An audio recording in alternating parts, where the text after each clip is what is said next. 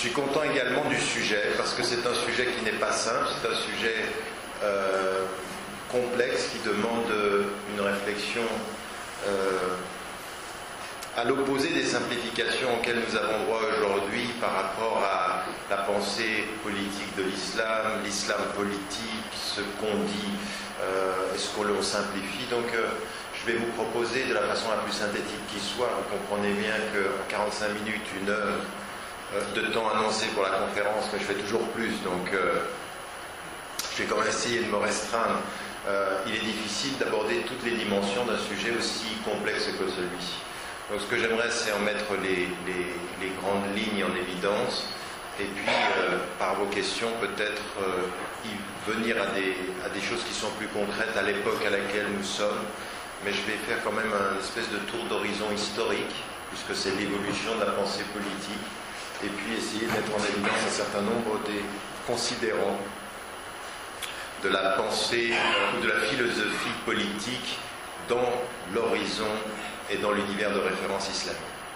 Alors, en guise d'introduction, la première chose que nous avons à mettre en évidence, c'est que cette question-là, contrairement à ce que l'on en dit et ce que l'on en a traduit par l'orientalisme, par les questions politiques contemporaines, par l'émergence sur la scène internationale, à partir spécifiquement dans la conscience européenne et occidentale, de la fin des années 70 avec la révolution iranienne, on a dit l'islam politique, ça commence à être prégnant à ce moment-là. Même un certain nombre de spécialistes commencent à développer des théories sur cette question-là en disant que cette émergence, en fait cette visibilité durant les années 70 serait l'expression de quelque chose qui est tout à fait spécifique en matière de stratégie politique. Ces analyses-là ont le défaut d'être historiquement extrêmement courtes, scientifiquement tout à fait superficielles. Parce que l'histoire de la pensée politique, au sens où il s'agit de poser la réflexion de la gouvernance, du gouvernement et de l'autorité politique, est une réflexion qui remonte très très tôt dans la conscience légale musulmane. Très très tôt. Et le premier domaine, espace-temps et domaine dans lequel va s'inscrire la pensée politique ou la pensée du politique à partir du référent islamique, c'est l'expérience de Médine. C'est l'expérience de Médine et c'est donc cette période qui court entre 622 et 632, quand, à la suite de l'hégire, le prophète arrive à Médine et établit un cadre juridique et le sens de ce qui sera appelé plus tard la charte ou la constitution, mais surtout l'organisation. Merci infiniment, ça c'est juste pour me réveiller. Je suis désolé de boire devant vous alors que vous ne buvez pas, mais il y a dans la tradition spirituelle quelque chose qui est toujours bon dans le sens du sacrifice.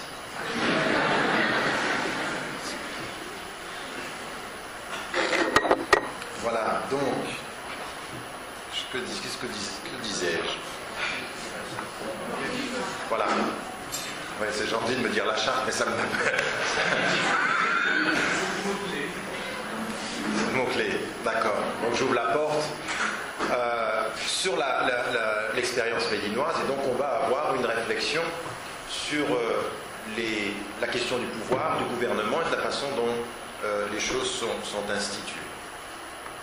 Au point que très tôt, dans la tradition légale de l'islam, c'est-à-dire celle qui va à partir de l'imam Malik comme premier penseur systématique de ce qu'on va appeler le fiqh, le droit et la jurisprudence, le fiqh en arabe voulant dire la compréhension profonde des choses, mais qui en termes spécialisés veut dire droit et jurisprudence, va commencer à déterminer ce qui va être une dimension très importante de la pensée politique. C'est la gestion du pouvoir et de l'autorité. La gestion du pouvoir et de l'autorité, c'est 3 choses. C'est qui a autorité à lire le texte, qui a autorité à produire une réflexion légale à partir du texte et qui peut avoir l'autorité de gérer les affaires des hommes à partir de l'autorité du texte. Vous me suivez? C'est pas pareil. Ça n'est pas pareil. Ça n'est pas parce que j'ai autorité à lire le texte que j'ai autorité sur les hommes à partir du texte. Je peux avoir l'autorité du droit, mais pas l'autorité du politique sur le droit. Et tout cela est codifié très très tôt. Et on a une pensée qui va être sur cette expérience-là, la deuxième partie de la révélation, sur sa tranche historique de 23 ans. Et donc pendant 10 ans, 11 ans en fait, en termes de comptable, il va y avoir une réflexion qui très vite, chez les juristes, chez les savants musulmans, va déterminer les trois dimensions. Qu'est-ce qu'est l'expérience médinoise du point de vue du modèle de gouvernement, de gestion du pouvoir et de distribution de l'autorité. Oui, donc c'est aussitôt que cela qu'on va déterminer cela. Donc c'est pas quelque chose qui vient d'arriver et qui vient de tomber. Maintenant, il faut faire attention. Avoir pensé à cela à un moment de l'histoire ne veut pas dire qu'on y a toujours pensé de la même façon. Oui, on a essayé de comprendre l'expérience prophétique pour pouvoir extraire de l'expérience prophétique des principes qui, au sens de ces principes, devraient historiquement nous permettre de répondre à nos défis contemporains. En d'autres termes, l'expérience de l'origine est celle dont on tire des principes universels pour pouvoir nous permettre de répondre aux défis de l'époque à laquelle on vit. On ne revient à l'origine que pour pouvoir trouver les meilleures réponses à l'époque dans laquelle on vit. C'est ça le processus de la fidélité et qui est transversal dans la pensée musulmane et qui est transhistorique aussi fondamentalement. Donc on a de ce point de vue-là une vraie réflexion à l'origine, très tôt, sur l'autorité, sur le pouvoir et sur le gouvernement et sur les modalités du gouvernement et sur une dimension que nous n'étudions pas suffisamment, mais pour n'importe quelle personne qui étudie la figure prophétique dans la tradition musulmane, c'est la détermination du pouvoir et de son autorité en tant que réceptacle de la révélation, en tant que guide des hommes, en tant que gestionnaire des affaires humaines. Et pour les savants, très tôt, ça n'est pas la même autorité. Sami'na wa ata'na, nous avons entendu et nous obéissons, c'est quand la révélation vient pour tout ce qui est codifié et immuable. Mais pour tout ce qui est stratégie humaine, il y a contestation même de l'autorité à partir du moment où sa qualité d'être humain est en jeu dans les décisions humaines qu'il prend. C'est Mundhir, le compagnon, qui vient vers le prophète à Badr et qui lui dit: là où nous sommes, c'est ton opinion, c'est une révélation. Est-ce que ça vient de Dieu qui t'a dit qu'on soit là, ou est-ce que c'est toi qui as décidé? Et la réponse est: c'est mon opinion. Et la réponse de l'homme est de contester cette opinion en disant: c'est pas ici qu'il faut être, stratégiquement c'est pas bon, il faut empêcher l'ennemi d'avoir accès au puits. Si vous relisez cette histoire-là, elle est extrêmement intéressante. Qu'est-ce que c'est? C'est un homme qui vient dire: l'autorité qui t'est donnée au nom de la révélation, je ne la conteste pas. L'autorité que tu es dans la gestion des hommes, je la conteste et tu peux te tromper. Tu es humainement, potentiellement tort. En tant que prophète, je reconnais le caractère indéniable de la révélation, distinguant les autorités. L'une qui se conteste et l'autre à laquelle on adhère parce que l'on y croit. Donc déjà, on a quelque chose qui va avoir un impact très important sur le plan politique, c'est-à-dire est-ce qu'il prend des décisions comme messager qui ne se trompe pas sur le sens du texte, ou comme guide et leader des hommes qui peut se tromper sur les stratégies.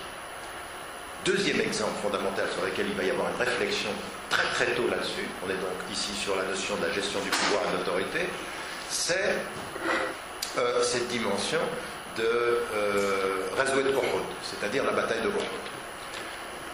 C'est la deuxième des batailles et des confrontations qu'il y a avec les gens de la Mecque qui l'ont opprimé et dont il a fui l'oppression, se retrouve à Médine, et ils ont vécu la première expérience de Badr.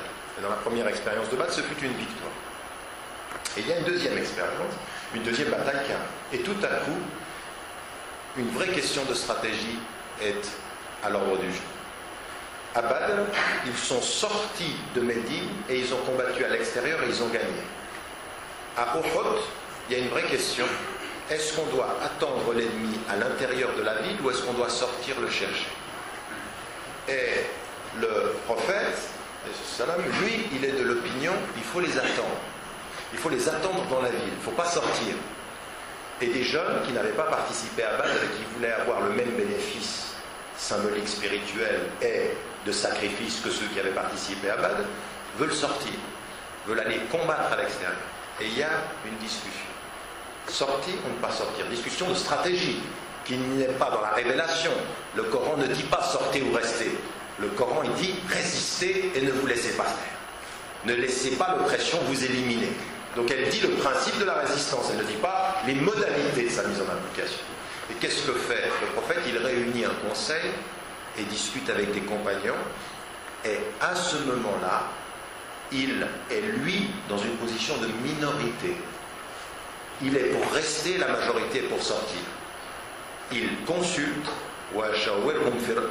c'est-à-dire consulte-les dans les affaires, il le fait, et il est en minorité, et il décide de suivre la majorité.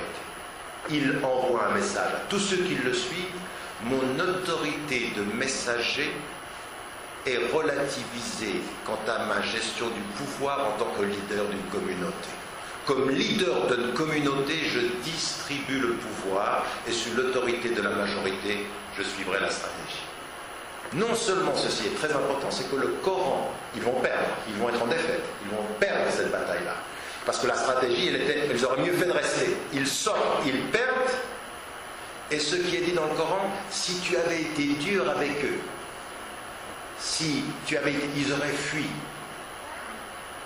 Ils auraient, c'est-à-dire ils seraient laissés. Et donc, tu dois continuer à demander pardon de eux d'avoir été dans une espèce de volonté d'en découdre, de ne pas avoir écouté la sagesse, mais tu dois continuer le principe de consulter dans les affaires. Regardez ce que je suis en train de vous dire ici, c'est des volumes de textes qui vont être écrits sur ça, sur ce que je suis en train de vous dire. Et c'est déjà la vraie pensée politique. Comment se distribue le pouvoir? Comment est-ce qu'on gère le pouvoir? Et lui, qui reçoit la révélation et dont on ne discute pas l'autorité quant à la révélation, se voit en minorité quant à la stratégie et il suit la majorité. Même dans la défaite. Et après la défaite, le Coran vient lui dire, même le résultat fut une défaite, le principe demeure, tu consultes dans les affaires des gens. Ça veut dire que le principe de la distribution de l'autorité politique ne se discute pas, même si on fait des erreurs de choix. C'est ça que ça veut dire. Et donc là, vous avez une pensée qui va être très longue là-dessus, et qu'il ferait bien, et il serait bon que certains intellectuels et que certains savants aujourd'hui comprennent que la justesse d'un principe ne se mesure pas forcément au succès du résultat. On peut avoir raison sur le principe et s'être trompé sur le résultat, mais le principe demeure. Donc une première dimension ici qu'il faut que nous retenions. Et quels sont les principes sur lesquels la pensée musulmane classique, en ce qui concerne l'autorité et le pouvoir, va se déterminer? Les mots que je viens de prononcer maintenant. Le premier, c'est un terme qu'on trouve 2 fois dans le Coran et dont il y a une sourate qui s'appelle comme ceci, c'est le terme de shura. Délibération, consultation, ça va être un élément extrêmement important. Amruhum shura bainahum, leurs affaires sont gérées de façon dans la consultation, dans la délibération.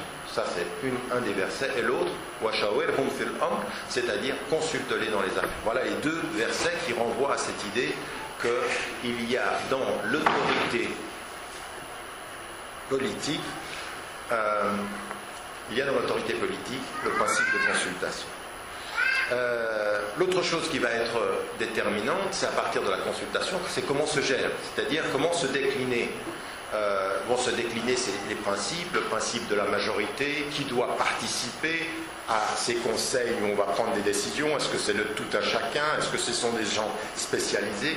Et c'est à partir de ce moment-là qu'on va avoir une pensée qui dans le premier temps se réfère à des concepts et le temps passant va commencer à élaborer des structurations de l'autorité du pouvoir. Et le travail de synthèse qui va être fait sous une crise, à un moment de crise, 10e, 11e siècle, où il y a une vraie crise de l'autorité. Pourquoi?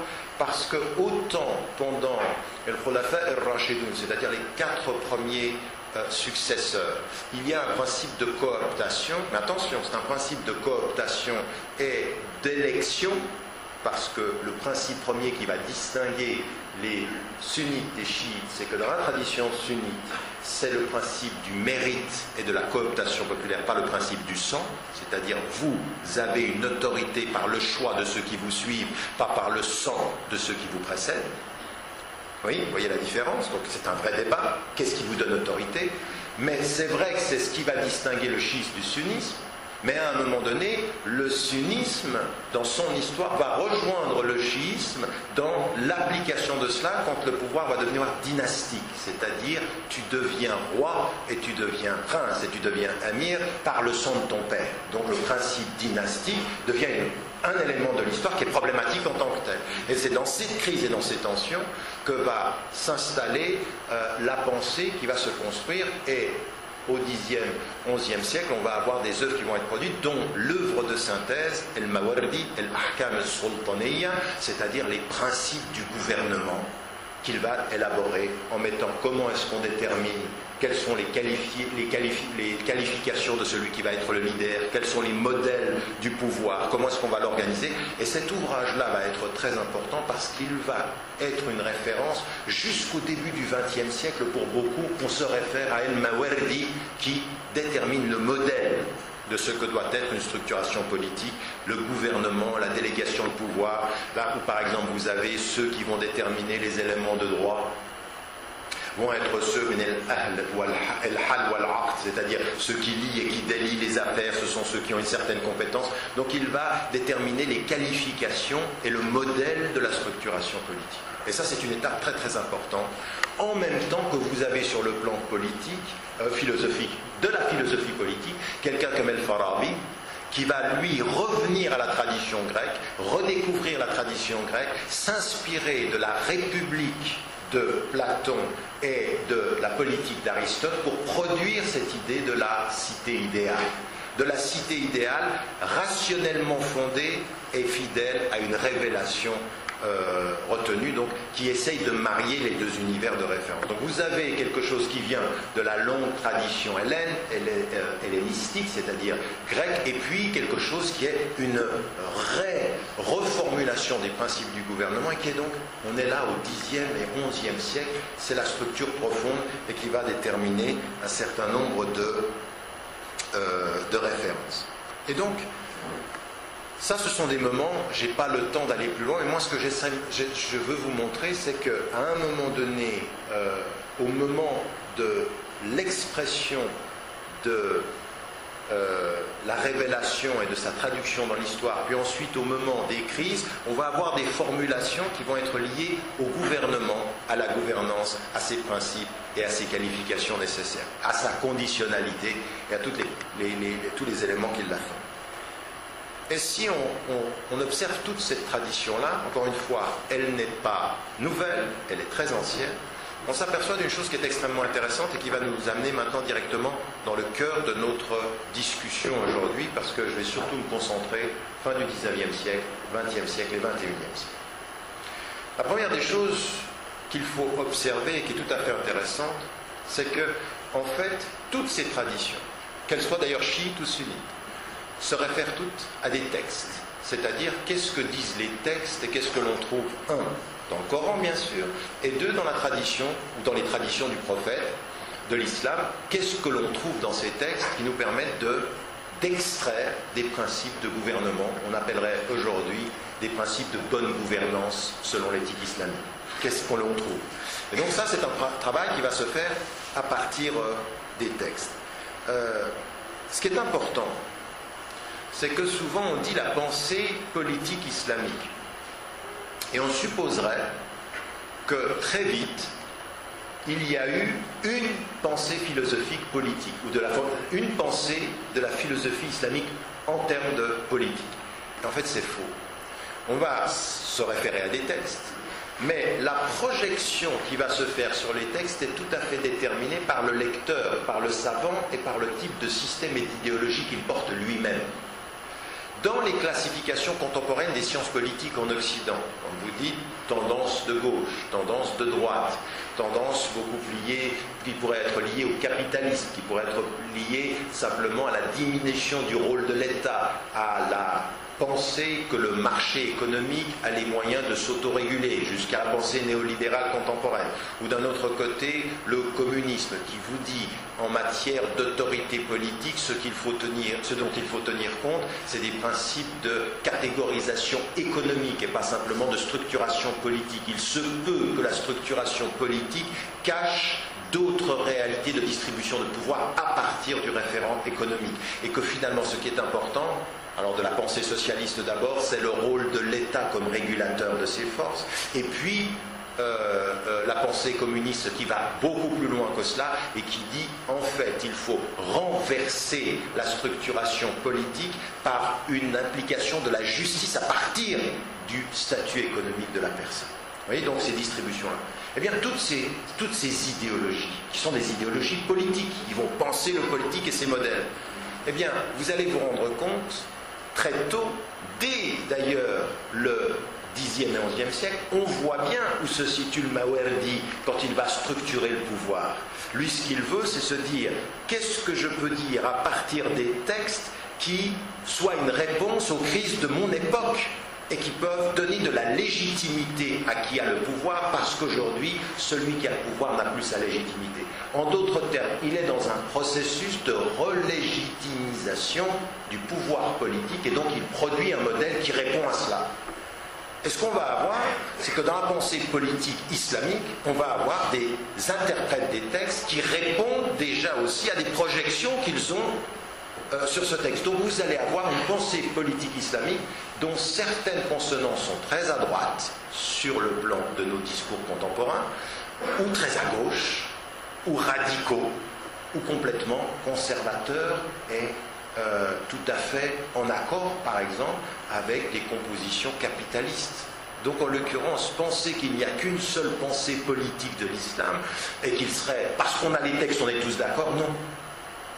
Vous avez aujourd'hui, partout à travers le monde, une pensée politique qui se réfère à l'islam qui est très capitaliste.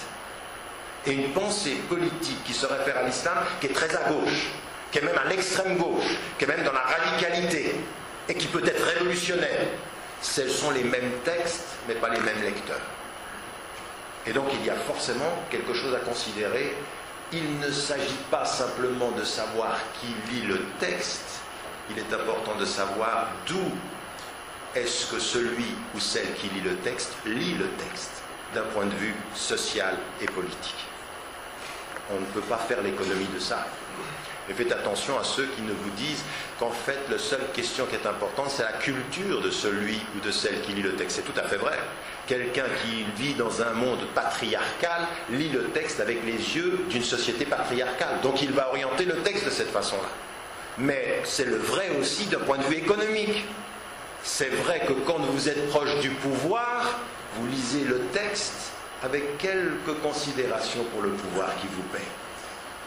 Vous voyez ce que je veux dire?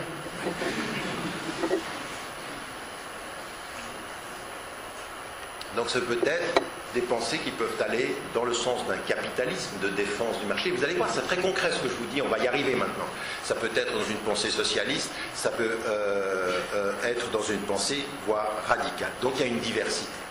Ce qu'on va essayer de faire, c'est remonter, excusez-moi, j'aimerais le faire pour une séquence historique beaucoup plus longue, ça serait un séminaire de travail, parce que c'est vraiment des choses qui sont importantes, parce que dire l'islam est la religion, l'islam et la politique c'est une formule très courte. Dire il n'y a pas de religion, il n'y a pas de relation entre religion et politique, c'est aussi court que l'autre. Les deux sont faux.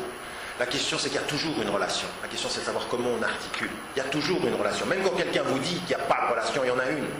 Bien sûr, même dans une société laïque, le positionnement du refus de la religion dans l'espace public, il y a une relation qui se nie, mais qui se construit à partir de cela.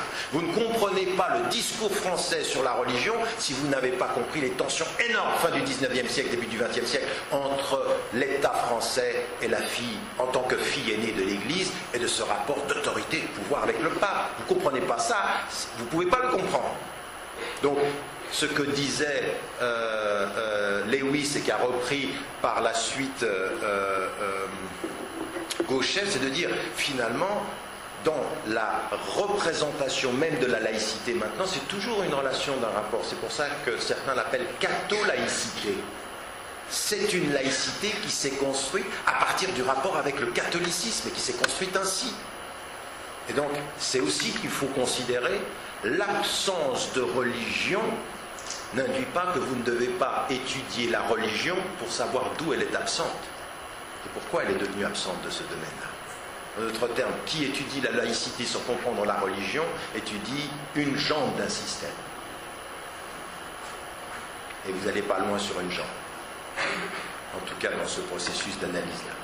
Donc il faut, de ce point de vue-là, comprendre que, du point de vue de cette histoire-là, il faudrait l'amplifier et densifier cette étude-là. Je vais simplement mettre en évidence un certain nombre d'horizons que je considère comme étant des horizons clés. Après, on pourra débattre de cela, en sachant, je vous prie de m'en excuser, le caractère partiel de l'exposé, eu égard au temps qui m'est imparti ici. Première des choses, si nous en venons à la fin du 19e siècle, et qui sont simplement, c'est l'époque la plus opérante pour nous aujourd'hui, pour comprendre comment les choses se sont passées. Première des choses qui va être la redécouverte de la dimension politique de l'islam, ou pas la redécouverte, je dirais sa nouvelle traduction. Elle a toujours été présente, mais une nouvelle traduction va s'opérer essentiellement sous la colonisation. Sous la colonisation, c'est-à-dire à un moment de cette histoire, le sentiment d'être dominé et dominé par l'Occident n'est pas nouveau. Il date dans la conscience musulmane très très tôt, à partir du XIVe siècle. À partir du XIVe siècle, fin du XIIIe siècle, XIVe siècle, il y a cette idée, nous sommes dominés, et l'Europe, l'Occident, l'Europe en l'occurrence, est la civilisation qui domine et qui détermine les structurations politiques et les structurations ou le rapport de pouvoir. Ça, c'est un élément. Au XIXe siècle, tout ce qu'on a dit de la pensée d'El-Havrani et de son élève Abd, fin du XIXe siècle, et avec l'exposé extrêmement important de El-Havrani à Istanbul, 1870, où il détermine que la résistance à la colonisation britannique se fonde et doit se fonder sur le caractère transnational de la référence islamique. En d'autres termes, il dit une chose qui est factuellement vraie. Les Britanniques, il avait une obsession de la colonisation britannique sans être négligent de la colonisation française. Mais il avait compris une chose, toute l'entreprise du colonialisme a été de séparer les peuples colonisés de leur référence potentielle comme instrument de résistance. En d'autres termes, créer des nations, séparer les peuples à l'intérieur de l'Empire ottoman pour faire en sorte que la référence transnationale islamique ne soit pas opérante. Et lui, il appelle les princes à faire trois choses. Mais il parle, lui, aux dirigeants. Il parle aux princes, il ne parle pas au peuple. C'est plus tard, pratiquement 25 ans plus tard, qu'il dira à Abdou, je me suis trompé. J'aurais dû éduquer les peuples à comprendre la référence. Parce qu'il pensait que c'était par l'autorité, le pouvoir qu'il comprendrait. Il pensait que les princes asiatiques, turcs, arabes, à la référence musulmane, comprendraient que les Britanniques et la colonisation allaient mettre à mal leur autorité. Il pensait que, voyant leur pouvoir se perdre, ils allaient se mobiliser contre. Ils n'avaient pas compris que les pouvoirs coloniaux avaient la capacité politique de protéger le pouvoir des corrompus pour asseoir l'autorité sur les peuples. Oui, vous voyez, jouer avec, bon ça on le connaît maintenant, ça tous nos pays d'origine ont su comment Enfin bref. La corruption est encore une des maladies que nous partons. Alors foot ou pas foot, là, on y a tous droit. D'accord? Donc, effectivement, des gens qui ont joué ce jeu-là pour protéger l'autorité, asseoir et accepter l'autorité des colons, cette corruption-là, ce jeu politique-là a existé. Et lui, il a cette intuition, ou cette référence, c'est le début du panislamisme, du panislam par rapport à la notion de panarabisme, c'est il faut, au nom de la référence, vous développiez des processus de résistance, et il prononce, lui, très tôt, l'idée qu'il faut que les princes reviennent à la notion de la shura. Notre résistance passera par la consultation des peuples et l'écoute des peuples par rapport à la résistance. Mais il parle non pas au peuple pour exiger la shura, mais il parle aux princes pour proposer qu'elle s'applique, ce qui sera un échec absolu. Donc en l'occurrence, il a cette idée-là, et ça, ce qui va être important, c'est que cette colonisation va déterminer au XIXe siècle, fin du XIXe siècle, début du XXe siècle, la nature de la pensée politique de l'islam à cette époque-là. Et la nature de la pensée politique de l'islam, c'est qu'elle est essentiellement politique. C'est-à-dire qu'elle pense les moyens de sa libération par la libération du pouvoir politique. Parce que la colonisation est perçue comme une présence de politique, c'est-à-dire ce sont des colons qui ont pris possession du pouvoir politique.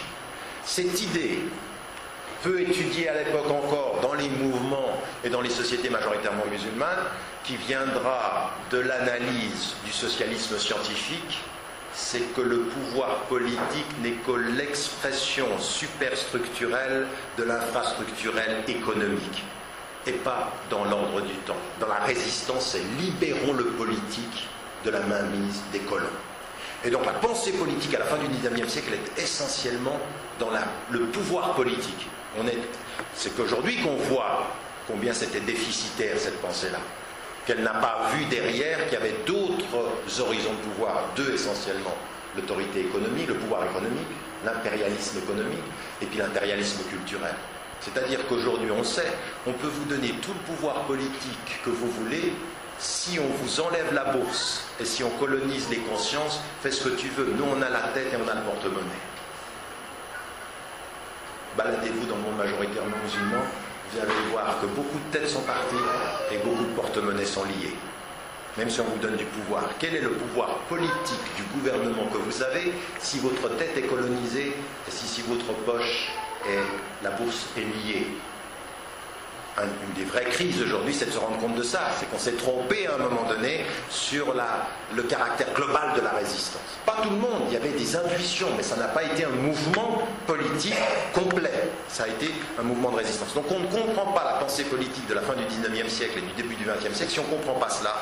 Et qu'on ne comprend pas comment ça va se traduire. Et tout ce qu'on va trouver chez El-Avrani, chez Mohamed Abdou, c'est des mots qu'on connaît. Un, la shura, comme l'exercice de la consultation. Deux, la référence à quoi? Et sharia. Et sharia, c'est perçu comme quoi? C'est pas du tout perçu comme un horizon économique, comme un horizon d'une voie. Non, c'est une chose. C'est en quoi le politique va déterminer l'application du légal. Comprenez-moi bien, ça c'est une chose importante, c'est que la référence de la charia, et c'est pas un hasard aujourd'hui, si vous avez des orientalistes, et si vous avez aujourd'hui des commentateurs, ils ne voient le terme charia qu'en termes de loi. Mais ça vient pas uniquement d'eux, ça vient de la pensée musulmane elle-même, qui a réduit la notion de la charia à l'ordre du gouvernement qui applique la loi. À tel point d'ailleurs, que certains savants vont dire, si vous voulez appeler un horizon Dar el-Islam, posez-vous la question de savoir qui est le leader et quelles sont les lois qui sont appliquées. Et comme troisième et quatrième condition, qui détient la terre? Oui, c'est qui est le propriétaire de la terre. Et la troisième des références, est-ce qu'ils sont en majorité ou en minorité? C'est quantifié, c'est structurel et c'est strictement politique. La loi est le pouvoir de la loi. Et on réduit la charia à ça. Et très tôt, cette référence à la charia va être de cette nature-là. Elle ne va pas du tout être une compréhension de l'alternative économique au pouvoir, mais au modèle politique de sa gestion. Pourquoi? Parce qu'on est en face de la colonisation politique. Donc vous avez une pensée politique islamique qui est totalement en phase avec les défis qui sont les siens. Exactement comme El-Mawardi va restructurer le pouvoir pour lui donner légitimité à l'heure où il est en crise. En d'autres termes, la pensée politique est toujours le produit d'une histoire spécifique. Vous voyez qu'il faut l'étudier. Ce n'est pas parce que les textes sont éternels que les hommes pensent éternellement. Ils pensent conjoncturellement, circonstanciellement, pour le pouvoir ou contre le pouvoir, ou à mi-chemin entre l'opposition ou le soutien. C'est toujours comme ça. Il faut toujours se poser la question de savoir, celui que vous lisez, où se situe-t-il vis-à-vis du pouvoir? C'est une très très bonne question. Quand vous lisez quelqu'un qui vous parle du pouvoir, posez-vous la question de savoir quelle est sa relation. Et parfois, où se trouve son porte-monnaie. C'est vrai. Donc, l'ahkam, les règles de sharia, comprises comme cela, et puis shura, comme espace de délibération. Et ce qui va être déterminant pour eux, c'est très souvent de se dire, l'intuition, qui apparaît très tôt chez Abdou, il dit comment est-ce que le pouvoir politique du colon s'inscrit pour nous faire mal comprendre notre sharia, pour nous faire mal appliquer nos lois. C'est des domaines qui vont être inscrits dans le domaine de la pensée politique. Et lui, Abdou a cette intuition, il dit, il y a une chose qu'il faut faire, tout processus de libération politique passe par la libération de l'éducation.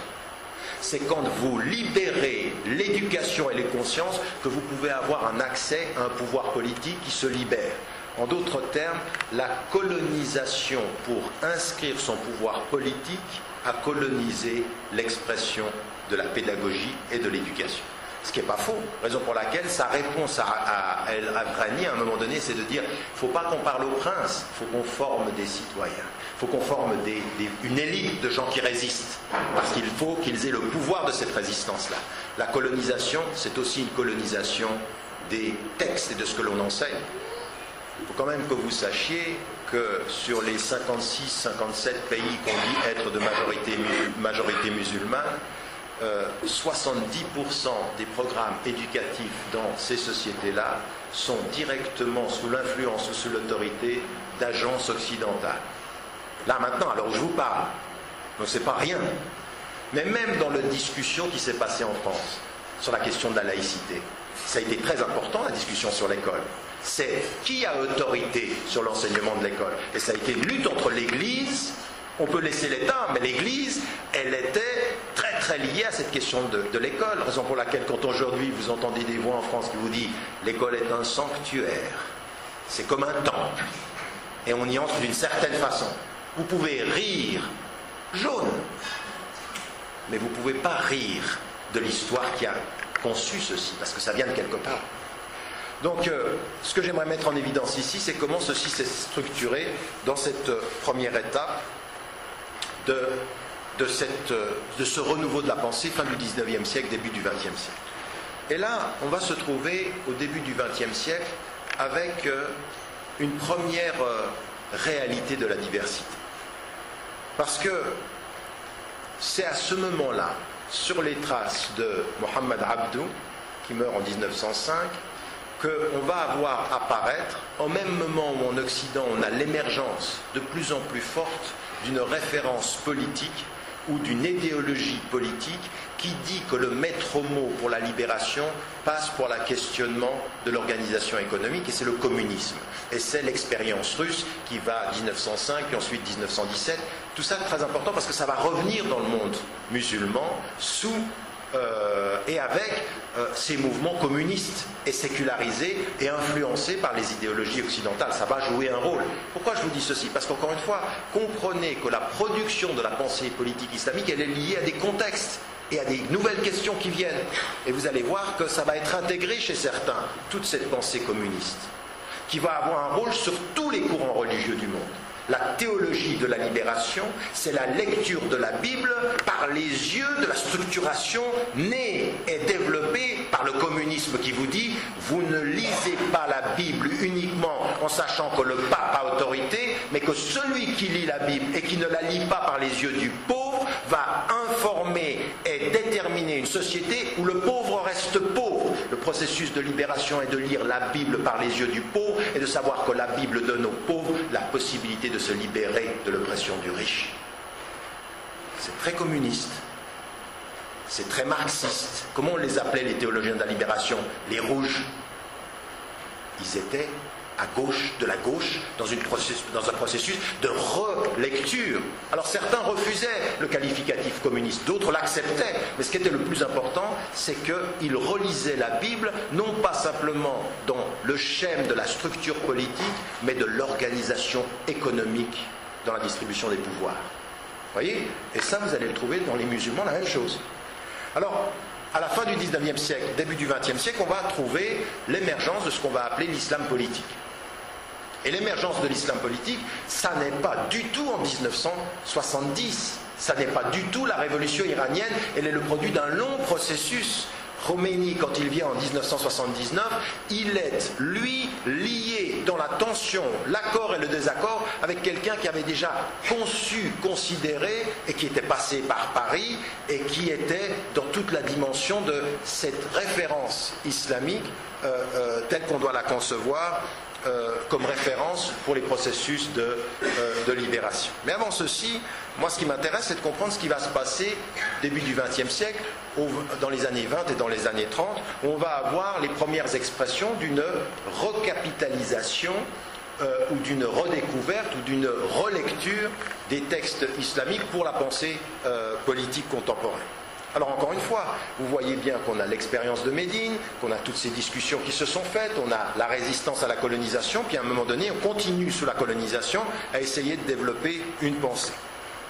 Et là, vous allez avoir des choses qui sont extrêmement intéressantes dans les formulations. En 1920, fin des années 1920, début des années 30, vous avez les frères musulmans en Égypte. Et les frères musulmans en Égypte, ils sont clairement pour trois choses. La première des choses, c'est contre la colonisation. Donc, mouvement de résistance. Et donc l'idée, c'est, on revient à El-Mawardi, on cite El-Mawardi en permanence. Il nous donne le cadre de ce qu'est l'État, et on trouvera cette formule-là de l'État islamique. El-Hukoum al-Islamiyya, c'est l'État islamique, et donc on va aller vers cette référence. Et cette référence-là, elle est dans le cadre structurel. Mais en même temps, deux choses sont importantes. Prendre de Mohamed Abdou son idée qu'avec le pouvoir politique, il y a un pouvoir culturel. En d'autres termes, vous ne résistez à l'autorité du colon que quand vous affirmez la spécificité de votre langue. Donc, réconciliation avec la langue arabe comme moyen de résistance culturelle à l'imposition de l'anglais et de toute la mouvance culturelle. Vous avez des textes assez intéressants dans les années 20, dans les années 30, qui ne sont malheureusement pas publiés en langue européenne, ou que j'ai pu citer dans un certain nombre d'ouvrages, sur la colonisation intellectuelle par les films et par les séries qui venaient de l'Occident et qui s'installaient dans le monde musulman en Égypte. Troisième des choses qui est importante, c'est le pouvoir économique. Et ce qu'on ne dit pas assez, et que moi j'avais découvert au moment où j'écrivais le texte sur les réformistes contemporains, dans la pensée de Hassan el-Banna, c'était qu'en 1930 et en 1940, il appelle à la réforme agraire. Il appelle à la réforme agraire, et en fait, vous prenez un certain nombre de textes de Hassan el-Banna et vous prenez un certain nombre de textes de théologiens de la libération en 1960 et en 1970, et vous apercevez que c'est la même chose. C'est la lecture des pauvres. En d'autres termes, qu'est-ce que c'est la réforme agraire ? Au nom de la référence islamique, s'opposer aux propriétaires des grandes propriétés terriennes et les diviser.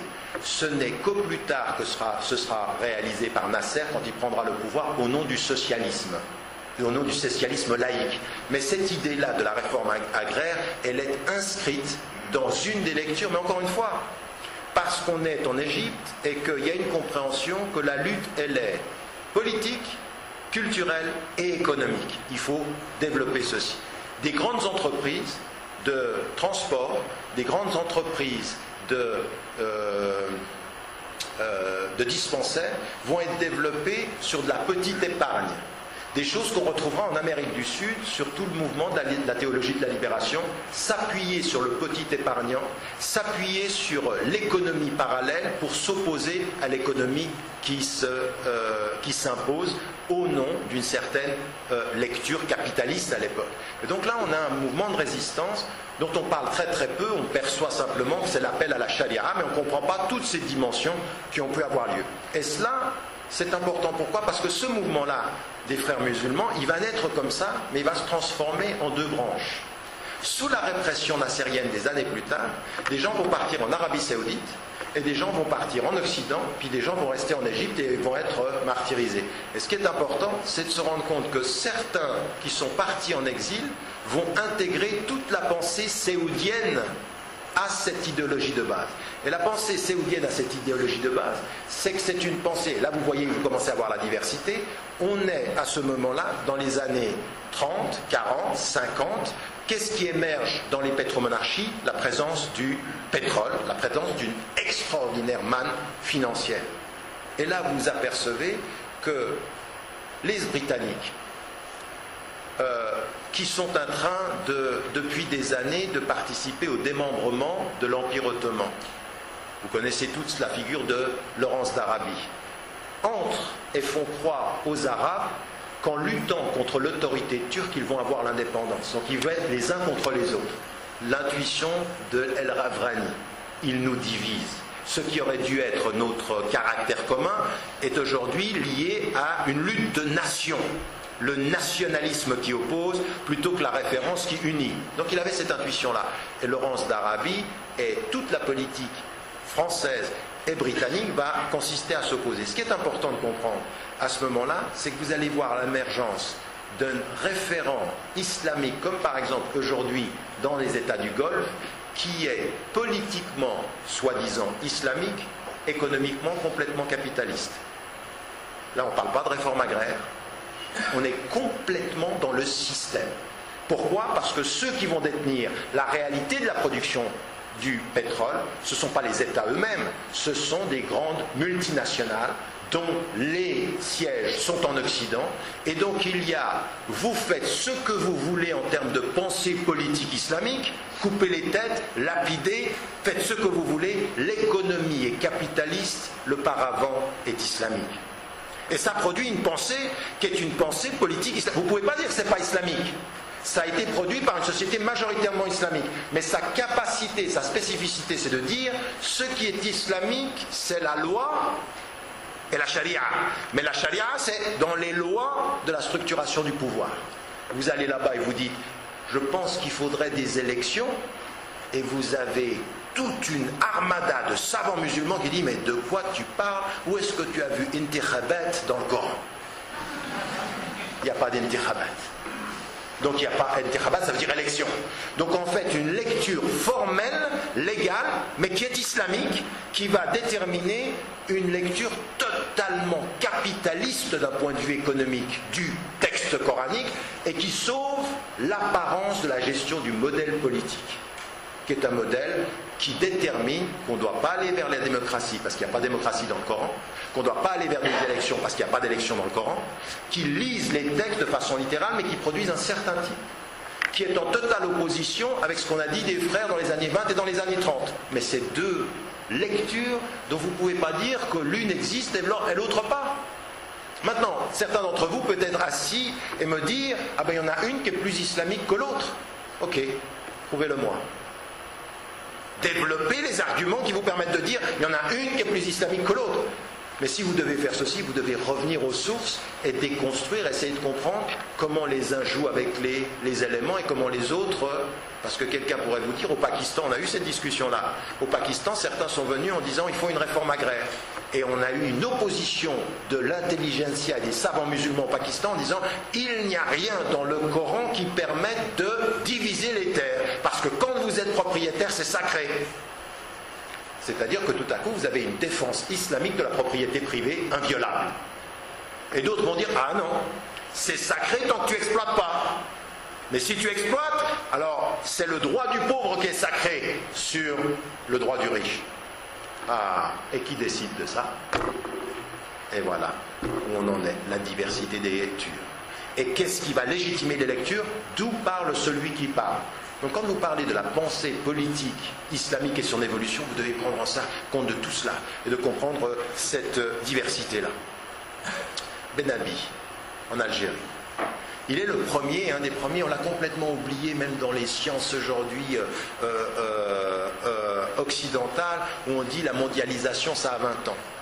Ça fait 50 ans que lui dit que nous allons vers l'ère de la mondialisation. Et donc il est dans une perspective que, effectivement, il y a quelque chose qui doit être un processus de libération des populations musulmanes, et il n'hésite absolument pas, lui, à parler de démocratie. C'est-à-dire utiliser le concept de Shura comme distribution du pouvoir et d'autorité des peuples pour décider de qui va être le leader et de la transparence. Donc ce qu'on appellerait aujourd'hui la gouvernance et la bonne gouvernance, de l'éthique du gouvernement. Donc il n'a aucune crainte à dire ceci. Et en même temps, il a lui déjà aussi l'intuition avec la mondialisation qu'on ne peut pas parvenir à une pensée politique concrète si on n'y intègre pas ce qui était absent à la fin du XIXe siècle, c'est-à-dire le facteur économique. Aujourd'hui, nous savons combien c'est important. Nous savons combien, que vous soyez ou non d'accord avec Karl Marx ou avec le marxisme, ce qui a été produit comme analyse du capitalisme, parce que c'est ça, en fait, lui, il n'a pas analysé le capitalisme, il a analysé le capital. Il a analysé le capital comme étant, le capitalisme c'est l'idéologie qui sera produit de ça. Lui il a analysé comment ça fonctionnait et il dit ça fonctionne de cette façon-là. Vous ne pouvez pas ne pas tenir compte du fait qu'il révèle des processus de distribution de pouvoir économique qui sont en jeu dans toutes les sociétés et qu'on est obligé de regarder. Et qui, dans la pensée islamique jusqu'au XIXe siècle, sont curieusement absents parce que surtout on est dans le rapport du pouvoir politique. C'est que plus tard, alors que pourtant, dans la pensée économique, ce qu'on trouve dans la tradition musulmane, c'est le droit du pauvre, c'est la zakat, c'est la lutte contre la spéculation. Ce sont des instruments qui vont se déterminer. Alors, ce que je vous ai dit, les frères musulmans, à partir des années 30, des années 40, vont partir et vous allez avoir plusieurs lectures, même chez eux, même dans le même mouvement. Donc tous ceux qui vous disent les frères c'est un ne comprennent pas. Il y en a certains qui vont complètement suivre la voie séoudienne. C'est-à-dire, ils sont absolument pour la structure du modèle islamique, mais ils n'ont aucun problème avec l'économie néolibérale. Aucun. Ce sont des capitalistes. Et vous en avez d'autres, Mustafa Sebari, en Syrie. Lui, il écrit un livre, Le socialisme islamique. Il vient de la même tradition qui dit que ça a un rapport avec la politique, mais il a une autre lecture idéologique en disant la structuration des références islamiques sur la zakat, sur l'interdiction de la riba, nous mène à penser qu'il faut un État qui régule et qui nous mène vers un socialisme islamique. D'un autre côté, vous avez un autre, celui qui va énormément influencer, je suis en train de chercher son nom depuis tout à l'heure, l'Iranien, comment s'appelle l'Iranien dans la pensée radicale? Pardon? Shariati, exactement, merci beaucoup, quand même impressionnant de l'oublier. Shariati, lui, il est dans la pensée qui va prendre toute la dimension plus radicale de la gauche en termes de révolutionnaire, c'est-à-dire une lecture qui détermine les structures du pouvoir, mais en disant une lecture des pauvres et une lecture de la radicalité révolutionnaire. Au départ, El Khomeini, quand il lance son projet de mobilisation des peuples, il est dans une dimension d'un rapport de révolution. Hassan el-Banna en 1930 dit il n'y a pas de révolution, qu'il n'y a que de la réforme. Les révolutions sont toutes vouées à l'échec. Lui, il est pour la réforme. Certains d'entre ceux qui vont les suivre vont être pour la conciliation avec les pouvoirs, d'autres vont être pour le socialisme et d'autres vont aller dans des positions beaucoup plus radicales de réforme. Shariati est clairement pour le renversement du pouvoir. Et le renversement du pouvoir extrêmement nourri par la pensée qui est produite en Occident de la résistance et du renversement des pouvoirs. Et tout ça, ça forme la pensée islamique. Au Maroc, le mouvement de Halal el-Fassi est une double lecture, une lecture qui revient revisiter les textes, qui veut une réforme des textes et qui va développer des processus ou annoncer ou vouloir des processus de transparence et de cooptation par les peuples, c'est-à-dire redistribuer le pouvoir par les peuples. Mais elle n'a pas une énorme, elle a une tendance plus socialiste que de conservatisme ou de capitalisme, mais elle n'a pas une tendance du tout révolutionnaire. C'est un vrai processus de réforme qui admet l'autorité du monarque, mais qui veut la transparence des réalités démocratiques à l'intérieur du pays et en tout cas de la distribution des pouvoirs. Donc on a ici, vous êtes en train de vous dire, mais c'est complexe tout ça. Ben oui, c'est très complexe. Et toute personne qui vous dit qu'il n'y a qu'une seule pensée islamique, quand vous voyez l'histoire, c'est très complexe et une diversité d'interprétations. Il y a aujourd'hui une pensée politique islamique de nature capitaliste, totalement intégrée au système. Elle peut faire ce qu'elle veut sur le plan de la répression islamique, tant qu'elle est dans l'ordre du capitalisme dominant, elle ne gêne personne. Raison pour laquelle vous n'entendrez jamais qu'on est gêné par les pétromonarchies. Elles sont trop économiquement intégrées pour que leur dérive politique soit critiquée. Et elles ont la manne financière. Le reste ne nous intéresse pas. Mais le problème, c'est pas que, quand je dis ça, puis on dit oui, ça prouve que l'Occident est hypocrite et corrompu. C'est pas ça que ça prouve. Ça prouve que la pensée musulmane est hypocrite et lâche. C'est le contraire que ça prouve. Ça prouve que des gens comme vous qui vivez en Occident, par rapport à la critique de ces systèmes-là et par rapport à un vrai travail de légitimation, ben on est très silencieux. En fait, au nom de la référence de la majorité d'entre vous qui êtes musulmans ici, on fait ce qu'on veut. Et nous, on regarde et on observe. Et comme des passifs, c'est la meilleure attitude, la meilleure position pour celui qui est devant son téléviseur, c'est d'être devant le téléviseur et de distribuer les bons points. Toi, t'es un hypocrite, toi, t'es un lâche.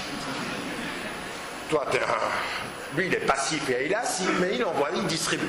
Il a transformé sa salle à manger en tribunal de tous les autres. Mais c'est ça la vérité. Il est normal que l'Occident, que le capitalisme dominant aujourd'hui utilise tous les moyens politiques et idéologiques pour diviser, pour utiliser, pour instrumentaliser. C'est normal. Vous êtes dans un rapport qui utilise la normalité du rapport de force. La conscience de ceux qui sont opprimés, ou la conscience de ces sociétés qui sont corrompues, où il n'y a pas de transparence, c'est d'éveiller des consciences par rapport à ça.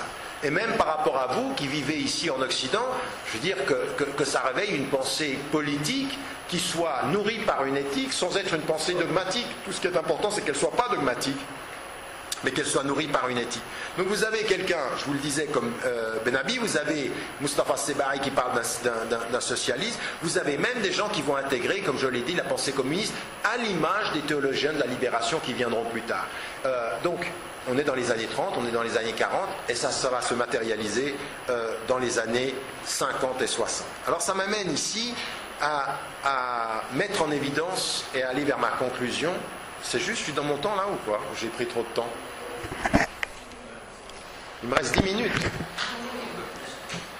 D'accord. Donc ce que je voulais dire, moi ce que j'aimerais que vous compreniez, c'est l'ensemble de cette évolution-là, et que de dire qu'il y a une pensée politique qui serait plus à gauche ou plus à droite, ça ne veut rien dire, ça dépend des personnes et ça dépend des mouvements. Je vous dis ceci aussi pourquoi, parce qu'il y a quelques années, il y a une dizaine d'années, on était confrontés dans le positionnement politique, même en Europe, à cette question-là. Y aura-t-il des musulmans de gauche, y aura-t-il des musulmans de droite? Ben oui. On a des citoyens français, comme on a des citoyens marocains, certains sont très à droite. Certains sont non pas simplement des petits bourgeois, c'est des vrais bourgeois. Et il y en a qui sont très à gauche. Et c'est un vrai débat. Quand par exemple Ternicien dans Le Monde il dit il y a des musulmans de droite et il y a des musulmans de gauche, il a raison. Et c'est une vraie question ça. C'est une vraie question parce qu'on ne peut pas faire semblant ensuite d'être unis par la foi, t'es mon frère, t'es ma soeur, machallah. Puis ensuite on va se disputer sur le plan politique, on fait comment? Ben, il faut admettre aujourd'hui que l'unité de la foi ne suppose absolument pas l'uniformité de la pensée politique. Il va falloir le gérer. c'est que moi j'ai même vu des gens qui sont venus vers moi à la fin d'une conférence comme ça et disent il faut vraiment que tu rencontres quelqu'un. Parce que tu sais, c'est pas ce qu'on croit. Il nous aime et il veut vraiment qu'on réussisse à être visible en France. Alors, je regarde, je dis, tu penses à qui? Il dit, vraiment, il faut que tu rencontres Le Pen. Mais bien sûr. Alors vous rigolez, mais il était sérieux. Il est au Front National. Il veut m'inviter parce que lui, vraiment, les médias sont tellement mauvais qu'ils le... Tu sais, ils font comme avec toi, ils te diabolisent. Merci. Du coup, je suis Ramadan, Le Pen, même combat. Et l'horreur de cette analyse superficielle, parce qu'il y en a qui pensent encore que l'ennemi de mon ennemi est mon ami. De la politique à dessous. Mais grave. Et ça existe jusque dans les cités en France. Et j'ai vu des gens qui étaient dans des partis d'extrême droite et populistes au nom de cette idée qu'on les diabolise faussement. Et puis vous avez d'autres qui sont à l'autre côté de l'échiquier politique, qui sont dans l'extrême gauche, et vous en avez dans le Parti communiste, et vous en avez certains qui sont qui ont intégré, par exemple en France, la vraie question du jour. Qui ont compris où était la France et où elle se situait, que faire de la haine qui oppose le président Sarkozy à son opposant Villepin. Ils sont là, ils ont fait leur choix. Certains, c'est tellement évident que Sarkozy ne nous aime pas que ça légitime la haine de Villepin. Eux, ils ne voient pas la bataille des égos, ils pensent que c'est de la pensée. Ils n'ont pas compris que c'était des égos qui s'opposaient. Non, c'est de la pensée. Ils ont pris... Vous voyez, après vous faites que vous... Attends, vous avez bien compris, hein. Je fais une analyse critique, je ne vous ai pas demandé d'aller dans un camp ou dans l'autre. Hier, je reviens d'une conférence que j'ai faite à Givors, il y en a un qui était de la mairie, il dit, mais qui nous dit que vous n'avez pas une pensée populiste? Très bonne question. Très très bonne question. La pensée populiste qui me ferait passer par vos émotions pour vous amener à une pensée politique ou à un destin que j'aimerais me façonner sur votre dos. Ce serait ça la pensée populiste. Moi, ce que je vous renvoie, c'est à l'esprit critique. C'est-à-dire que de ce point de vue-là, il faut acquérir ce sens de la complexité, puis ensuite faire vos choix. Vous déterminer en conscience. C'est à vous de le faire, personne ne peut faire. Vous ne pouvez pas penser politiquement par procuration. Mais vous ne pouvez pas ne pas penser politiquement. Parce qu'il y en a qui ne pensent plus politiquement, c'est-à-dire qu'ils pensent que de ne pas penser politiquement, quelqu'un qui te dit « moi je ne fais pas de politique ». Mais quelqu'un qui vous dit que je ne fais pas de politique, il est complètement dans la politique. Le meilleur instrument pour celui qui a le pouvoir, c'est de te laisser croire qu'il ne faut pas que tu fasses de politique. Fais pas de politique. Et toi tu dis « moi je ne fais pas de politique, c'est pas propre ». Mais c'est pas propre de ne pas vouloir se salir les mains pour la justice. Vous voyez ce que je veux dire? Les mains sales. C'est-à-dire qu'à un moment, il faut y aller, il faut se battre, il faut prendre des décisions. Et si tu ne prends pas de décision, ou si tu refuses d'en prendre, au moins en connaissance de cause, pas comme un lâche qui ne veut pas s'engager, mais comme un être qui dit là, non, sur cette question, non, parce que là, c'est un piège. Donc, ou de déterminer une position politique qui sait ses arguments, ou en tout cas qui les maîtrise. Donc moi, ce qui m'intéresse ici, c'est simplement de mettre en évidence, pour arriver à ma conclusion, que tout cela va se décliner après les indépendances, dans les années 50 et dans les années 60, dans quelque chose qui est tout à fait particulier, où on va voir se dessiner des pensées politiques se référant à l'islam de différentes natures. Vous allez avoir effectivement une pensée sécularisée très forte après les indépendances. Et en général, c'est eux qui vont prendre le pouvoir. C'est Nasser, c'est Saddam Hussein, c'est Hafez el-Assad, qui ont une particularité qu'on n'a pas suffisamment étudiée en Occident, c'est que ce sont des pensées sécularisées non démocratiques. D'ailleurs, c'est le contraire de l'expérience européenne. L'expérience européenne, c'est que la sécularisation a permis la démocratisation, parce qu'elle a mis à distance du pouvoir les religions, en disant vous vous occupez plus du pouvoir, vous êtes trop dogmatique pour offrir la liberté.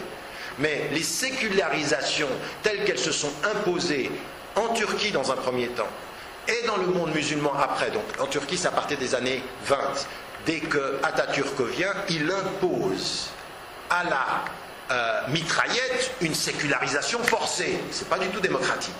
Après, le processus va s'ouvrir, et maintenant il s'est ouvert avec l'armée qui a pris des distances et qui a dû prendre des distances avec le pouvoir, même si elle est toujours aux aguets. Mais vous avez en Syrie, en Égypte, en Algérie, en Tunisie, un processus d'inscription dans la sécularité sans la démocratie. C'est-à-dire que, et c'est une pensée aussi politique, c'est des gens qui vous disent, au nom de l'islam, on ne fait pas de religion, on ne fait pas de la politique avec la religion. Donc, ils ont une conception qu'ils occidentalisent de la religion, ou alors une conception de la religion qu'ils vont légitimer de l'intérieur. Ali Abdelrazek, 1925, savant d'El-Azhar, légitime du point de vue de l'islam la séparation des autorités politiques. Donc il le fait lui. Alors certains vont dire c'est parce qu'il est occidentalisé. Alors vous pouvez le construire de cette façon ou pas, mais toujours est-il qu'il produit cette pensée-là. Donc on ne peut pas la nier, elle existe cette pensée qui va séparer et qui souvent va être un processus de sécularisation. La deuxième chose qu'on va avoir, c'est effectivement tout ce qu'on va trouver dans un certain nombre de pays qui disent nous appliquons la charia, comme dans les pétromonarchies, et ce que je vous ai dit c'est une autre lecture, c'est-à-dire que la charia c'est sur les lois de la répression, c'est sur les lois de l'État qui vont donner le pouvoir à une famille, à une royauté qui ne se discute pas. C'est vrai dans toutes les pétromonarchies, mais il y a une chose qu'on ne discute pas, c'est l'économie du pays. On ne pose pas la question de savoir si c'est halal ou haram. Le halal ou haram, c'est est-ce que tu as volé, tu n'as pas volé, l'alcool, pas l'alcool, enfin tout ce qui est visible. Parce que les princes et les rois, eux, font la même chose du haram, mais c'est invisible. Enfin, c'est pas visible pour les populations, c'est visible en Suisse. Oui, c'est bon. En d'autres termes, il y a une conception là et il faut la déterminer. Vous avez une troisième conception qui va être également importante, c'est celle qui se dit il faut échoumoulia, c'est-à-dire une vision plus globale. Et il faut intégrer le politique, l'économique, le culturel. Ce sont ceux qui vont être essentiellement les positions des mouvements islamistes légalistes, qui sont dans la contestation du pouvoir, mais qui veulent une pensée qui va, et là, elle existe, elle est diversifiée. Ils ne sont pas toujours d'accord. Par exemple, si vous voyez ce qui s'est passé après les indépendances avec quelqu'un comme Rachid Ghannouchi en Tunisie, c'est le premier, lui, à dire, moi j'ai aucun, comme islamiste, dit j'ai aucun problème avec la démocratie.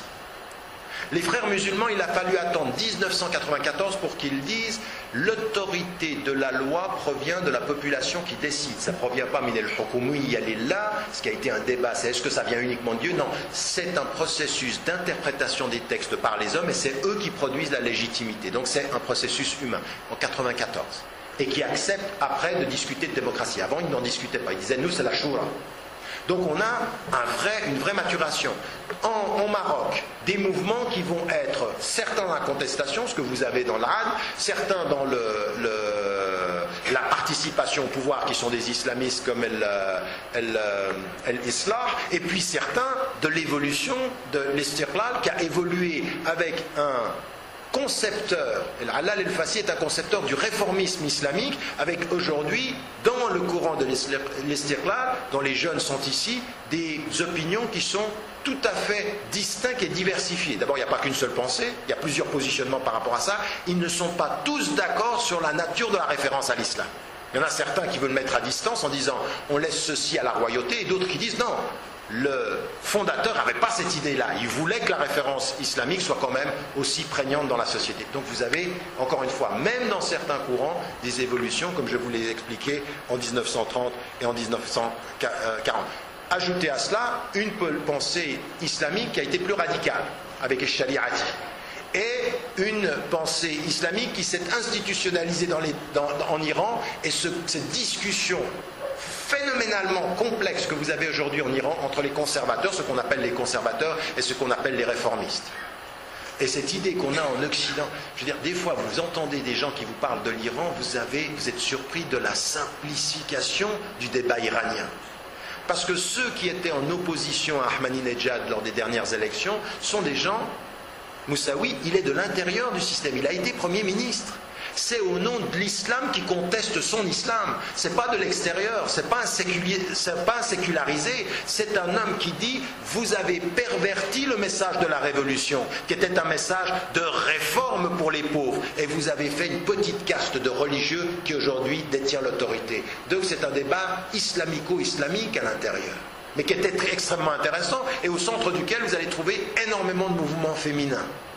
Énormément de mouvements féminins qui disent qu'il y a une distorsion du premier message de la Révolution. Après, vous êtes d'accord ou pas, mais moi, ce que j'essaie de vous expliquer, c'est les débats, c'est les tensions qu'il y a de ce point de vue-là. Donc là, on a ce débat en Iran, cette question aussi déterminante. Ajoutez à cela une chose qu'on n'étudie pas assez, c'est-à-dire tout ce qui se passe dans deux continents, en Asie et en Afrique.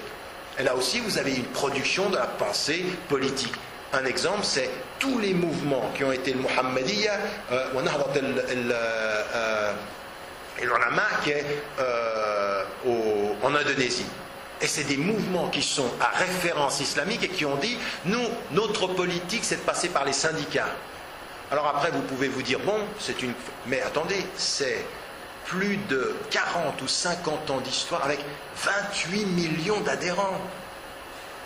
26 millions et 28 millions d'adhérents, des mouvements de base dont on sait en Indonésie que rien ne peut être décidé si vous ne passez pas par ces éléments-là de référence. Alors là, vous avez à étudier ceci, c'est quelque chose qui est encore complètement différent du monde arabe. Et le monde musulman, c'est pas le monde arabe, n'en déplaise aux Arabes. Et à tous ceux qui le réduisent au statu quo qu'il y a dans le monde arabe aujourd'hui. Donc il y a toute cette dimension-là. Ajoutez à cela l'exemple qu'on peut aussi, entre l'Europe et l'Asie, de la Turquie, une chose d'une pensée islamique qui a énormément évolué et c'est pour ça qu'il faut qu'on comprenne que la pensée musulmane, aujourd'hui, elle évolue, en termes de politique, elle évolue très vite. Erbakan, qui a été le maître à penser de Erdogan. Lui, il est totalement en opposition avec cette idée qu'il faut entrer en Europe. Lui, il dit il faut faire un G8 des opposants au G8. Et une force islamique, il va réunir l'Iran, l'Indonésie, et il les réunit. Il va tenir une année. La position de son propre fils intellectuel et spirituel, c'est de dire il faut rentrer en Europe. Il dit exactement le contraire. Ils sont avec le même référentiel islamique, mais avec des stratégies complètement différentes. C'est aujourd'hui que Erdogan dit à l'Europe, vous ne voulez pas? Ben on n'y viendra pas. On va aller voir du côté de la Chine, on va aller voir du côté de l'Asie, il y a des choses intéressantes, et il resitue sa position. Et tout à coup, ce qui est assez intéressant, quand j'étais aux États-Unis récemment, où on entend des gens qui étaient pour la Turquie qui va entrer, maintenant ils ont pris des distances vis-à-vis d'Israël, pris des distances vis-à-vis des États-Unis, ouvert un canal sur l'Est, a dit « Ah, mais ce sont des islamistes ». Donc hier, c'était des musulmans modérés, maintenant ça redevient des islamistes. Mais comprenez bien ça, qui décide de ce que vous êtes ? Qui décide de ce que vous êtes? Le pouvoir de la terminologie, c'est un pouvoir politique déterminant à l'ère des médias. Et alors là aussi, c'est un autre débat. Il faudrait qu'on puisse aussi le déterminer. J'ai pas le temps. Je vais vers ma conclusion vraiment, parce qu'ils sont très inquiets. Ils se disent, il va jamais s'arrêter. Vous savez pas ce que c'est qu'inviter un Suisse. Donc oui, on a ici la question. Mais ce que je voulais dire aussi, c'est l'Afrique. C'est aujourd'hui. Tout ce qui est en train de se passer en Afrique et des enjeux qu'il y a d'une pensée africaine à référence islamique. C'est vrai au Sénégal, c'est vrai à l'heure où je vous parle maintenant. Vous ne comprenez pas ce qui est en train de se passer en Côte d'Ivoire si vous ne comprenez pas les enjeux internationaux sur les positionnements Alassane El Ouattara, Gbagbo. Tout ceci, c'est lié aussi à des références, à une évolution de la pensée de l'intérieur. Et donc ici, il faut les étudier. Il faut les étudier de façon d'autant plus importante qu'il y a trois nouveaux acteurs déterminants. L'idée qu'il y avait la France qui s'occupait de l'Afrique, aujourd'hui, il faut commencer à revoir ceci. Et il voit bien, je veux dire, il n'y a pas que les extrémistes d'Al-Qaïda qui interviennent dans le désert subsaharien. C'est beaucoup plus complexe que ça. Aujourd'hui, avec des références qui sont en train de se réveiller. Moi, je reviens de Côte d'Ivoire. On était au Mali pour le colloque international des musulmans de l'espace francophone. Il y a une vraie pensée. Comment est-ce qu'on fait pour rester fidèle à ça? Et c'est des pensées aujourd'hui qui ne sont pas uniquement politiques, qui ont bien compris qu'il faut poser la question de l'indépendance économique de ces pays. L'indépendance économique. Et là, on est aussi dans d'autres déterminations qui ne sont pas arabes, qui ne sont pas asiatiques, mais qui sont intéressantes à étudier aussi, parce que ça se détermine entre ceux qui vont suivre le modèle ou ceux qui sont dans la résistance. Mais le nouvel acteur américain, le nouvel acteur chinois. Et un troisième acteur qu'on étudie peu, et c'est pour ça. Bien, alors, je ne vous ai pas dit quelle est la meilleure, parce que ce n'était pas mon objectif et que ce n'était pas ma mission. Ma mission, c'était de répondre à une question: quelle est l'évolution de la pensée politique islamique? Donc, j'essayais de montrer quelles étaient les évolutions dans leur diversité et leur complexité. Maintenant, je n'idéalise aucune réponse. Je constate les déficiences, c'est-à-dire en matière de pensée politique économique, des échecs historiques et la nécessité de répondre aujourd'hui à un certain nombre de défis, dont celui de la relation entre politique et économique et culturelle, les trois pôles de l'indépendance et de la libération. Alors, encore une fois, moi j'apporte des réponses dans les livres que j'écris, mais ce n'était pas mon rôle aujourd'hui de vous dire ma pensée personnelle sur ceci et ce que l'on doit faire.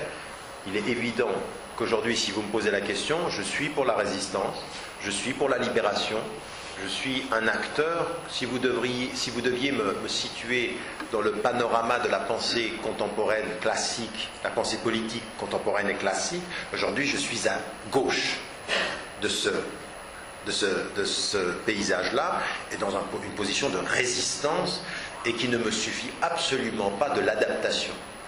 Le dernier livre que j'ai écrit sur cette question-là, qui s'appelle La réforme radicale, elle est de dire: il nous faut aujourd'hui une référence éthique de la transformation, pas de l'adaptation. Donc, mais j'ai en face de moi un certain nombre de savants musulmans avec lesquels j'ai pu travailler, que je respecte, et qui sont eux pour l'adaptation. Eux, en fait, ils n'ont pas envie de changer le système capitaliste. Ils ont juste envie de donner les moyens islamiques de s'y adapter. Et pour moi, ce que je comprends de l'islam, c'est pas ça. Ce que je comprends de l'islam, c'est que la philosophie de la zakat est une philosophie de la résistance à un capitalisme dérégulé et qui donne plus aux riches et qui se moque de la disparition du pauvre et de son exploitation. Voilà, ça c'est ma position de ce point de vue-là. Donc c'est là où je me situe. Mais en même temps que je vous dis ça, je me rends compte de toutes les défaillances de la pensée qu'il y a. Et c'est pour ça que je suis dans ce débat-là. Et que par exemple, quand je viens avec des gens qui me disent: mais toi tu es à gauche. Et en fait, à gauche, c'est bien, ils sont pour la justice sociale, mais d'un point de vue moral, ils sont pour la libéralisation des mœurs. Donc moi, je préfère être à droite avec ceux qui protègent la famille que d'être à gauche avec ceux qui protègent les pauvres mais qui se moquent de la famille. Cette catégorisation est totalement simpliste, parce que si vous pensez qu'à droite, on protège vraiment la famille, je veux dire, ça ne veut rien dire. Ça, c'est des discours apparents. On dit oui, la famille est importante. Mais tout le système économique qui va produire ceci, il est pour laminer cette dimension-là. Mais d'un autre côté, à gauche, ceux qui disent qu'ils sont pour les pauvres. Regardez, moi, quand on vient me dire que votre parti socialiste en France est un parti de gauche, dis donc, la droite est large. La droite est large. Il faut effectivement que Mme Anne Sinclair intervienne sur la radio française pour dire: ah non, le président, le directeur du Fonds monétaire international est à gauche. Ah, on n'avait pas remarqué. On n'a tellement pas remarqué que je suis sûr que le boulevard de droite l'a intégré lui.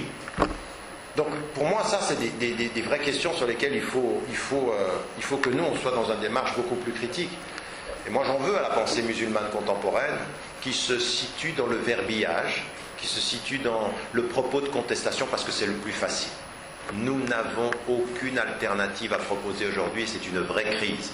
C'est une vraie crise. Et moi je ne suis pas de ceux qui changent le verbe pour penser que la réalité s'est transformée. Et on m'avait prévenu, dans des traditions prophétiques, un jour vous changerez le nom des objets pour leur donner une dimension licite alors qu'ils sont illicites. C'est pas une bière, c'est un soldat. Ouais, et le soldat c'est halal, donc yallah. Non mais je rigole pas, c'est ça, on fait. Ça c'est tellement gros que ça en devient visible, mais c'est comme ça qu'on fait dans le domaine économique, dans tout ça. Je veux dire, moi je suis désolé, quand vous allez avec une spiritualité, avec un sens de la justice, vous allez faire un pèlerinage à la Mecque et juste à côté de la Kaaba, vous avez McDonald's, ben posez-vous la question de la crise, quoi. Le McDonald's, il est à côté. C'est-à-dire, va libérer ton ego et habille-toi comme tout le monde pour l'égalité, puis ensuite après va manger un Mac. Et tu te dis, Masha'Allah, halal. C'est vraiment ça la crise. On y est, on est complètement dedans. Et on a une pensée très large par rapport à ça. Et la deuxième question que vous aviez, c'était ? Ah oui, sur les penseurs. Non, moi, je pensais, la pensée politique, je mettais en évidence les courants dans les sociétés majoritairement musulmanes parce que c'est là où elles pouvaient s'impliquer. Maintenant, je n'ai pas parlé de ce qui détermine les sociétés occidentales. Mais vous avez raison, j'aurais pu ajouter une deuxième partie, et je vous dis, ça aurait pu être un long séminaire où on aurait pu penser à la pensée politique de l'islam aujourd'hui, ici en Occident. Et ce qui m'intéresse, c'est que la même crise est là, c'est-à-dire comment est-ce qu'on se situe par rapport au pouvoir, par rapport à l'économie, qu'est-ce qu'on veut, est-ce qu'on est dans la transformation, est-ce qu'on est dans l'adaptation et là, je pense que les mêmes questions sont posées à des degrés divers, mais c'est exactement les mêmes questions. Et je vous en ai parlé un tout petit peu en vous disant qu'il y en a qui étaient plutôt à droite, il y en a qui sont plutôt à gauche. Je veux dire, moi j'ai un débat avec un certain nombre d'intellectuels musulmans en Occident, transversalement, et je veux dire, je vois des comportements politiques qui sont tout à fait sidérants, comme par exemple les salafis littéralistes. Oui. Ils disent, mais attends, de quoi tu me parles? Tu veux que je m'intègre dans ces sociétés, que je commence à aller à gauche, à droite, que je discute avec les kuffars? Comme ça qu'ils parlent, hein? Les kuffars, les non-musulmans, pour eux, kuffar, c'est infidèle, mécréant. Oui, c'est ça. Dans la traduction scientifique du terme, c'est pas ça. Mais dans leur psyché à eux, c'est les mécréants, ceux qui sont les ennemis de l'islam ou qui ne sont pas musulmans. Ils disent, tu crois que je vais aller m'exposer avec eux, ils perdent ma foi, je préfère rester isolé. Donc, ils préfèrent l'isolement moral pour la protection de la moralité, mais ils n'ont aucun problème à participer au système capitaliste, à sa consommation. Aucun problème.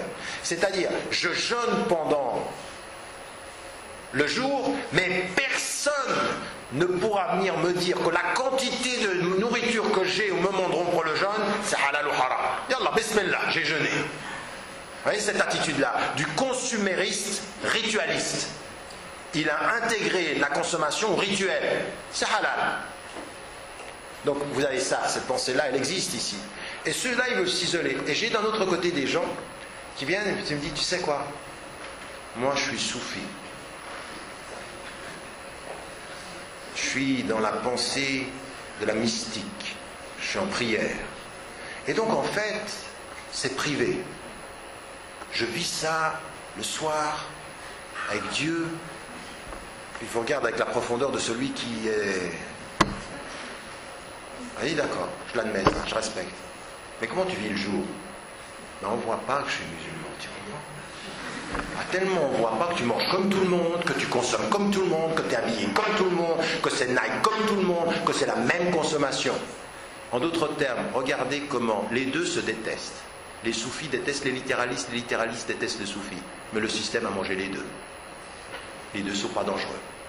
Pourquoi? Lui, il prie la nuit et il mange comme tout le monde le jour. Son porte-monnaie, il est ouvert. S'il prie la nuit, parce qu'il y en a qui sont éthérés, ils prient 24 heures sur 24, donc ils ne prient plus, quoi. Oui, ça c'est le soufisme New Look. Le soufisme intégré au capitalisme. Le soufisme des capitalistes. Il fait de l'argent et il te fait penser que tu es en train de voler avec ton cœur. Lui, il t'a pris ton corps et il t'a pris... D'accord? Et d'un autre côté, vous avez l'autre, on s'isole, mais et il ne faut surtout pas parler du système séoudien ou de... Non, tu ne parles pas sur l'autorité.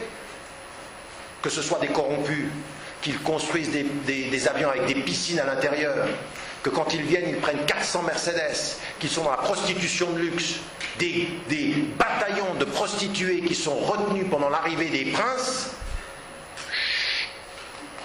Halal, haram, tu sais pas, t'espionnes pas. Voilà, ça c'est des agents du système. Et à côté de ceci, eh ben, il y a un vide. Il y a un vide de gens qui ne savent pas comment se situer. Certains vont entrer dans la droite, certains vont entrer dans la gauche. Alors moi, je ne suis pas pour que les gens soient tous à gauche ou soient tous à droite. La seule chose que je demande, c'est au moins qu'on ait un discours critique, qu'on se positionne, qu'est-ce qu'on veut, quelle éthique on est en train de défendre. Quelle éthique on est en train de défendre. Au bout du compte, je ne sais pas, moi, quand je vois ce qui s'est passé au Conseil constitutionnel, dans ce pays ici, je le disais dans le monde, le Conseil constitutionnel est le garant de la Constitution française. Et c'est un président socialiste qui avoue avant-hier qu'en fait il a participé à laver les comptes et de Chirac président et de Balladur président, parce qu'en fait ils avaient volé tous et ils avaient transgressé la loi, mais il a fait passer ça. Vous vous rendez compte? Qu'est-ce que ça va être dans notre pays si nous sommes les révélateurs du fait que le président Chirac, à l'époque, a pris de l'argent en sous-main, donc on a tout effacé. Le seul qui a dû payer, c'est Cheminade, 1,9% des voix. Lui, on l'a ruiné. Mais le président et Balladur, on les a protégés. Moi, si je suis français, et citoyen français, la seule chose que je sais, si je suis chrétien, si je suis juif, si je suis athée, si je suis agnostique, si je suis musulman, ou si simplement j'ai une conscience, en tant que citoyen, en tant que de cette éthique, je demande de l'éthique en politique et je me positionne par rapport à ça. Je prends des positions. Je ne commence pas simplement à parler de burqa et à parler des situations dans lesquelles on nous place. Soyez citoyens de ce pays, développez, ça c'est une pensée politique active. J'ai pris beaucoup de temps pour cette première réponse, mais elle ouvre un champ énorme sur le positionnement politique. Mes réponses plus tard sont plus courtes.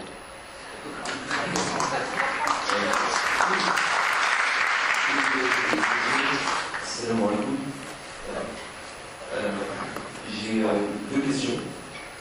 Pour l'introduction, je vais parler de l'idée des orientalistes qui pensaient que l'émergence de la pensée politique islamique était née dans les années 70. C'est une idée de sens, sinon qui rend la motivation. La deuxième question, c'est le cinéma joue un rôle pendant la colonisation pour extraire les populations de la culture musulmane. Aujourd'hui, les musulmans sont en Occident. Le cinéma peut-il jouer un rôle aussi? Il faut devenir Brad Pitt.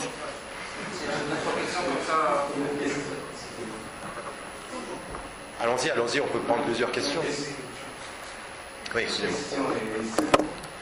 Quelles sont les causes de la lenteur de la décroissance de la violence dans les pays arabes en majorité musulmane?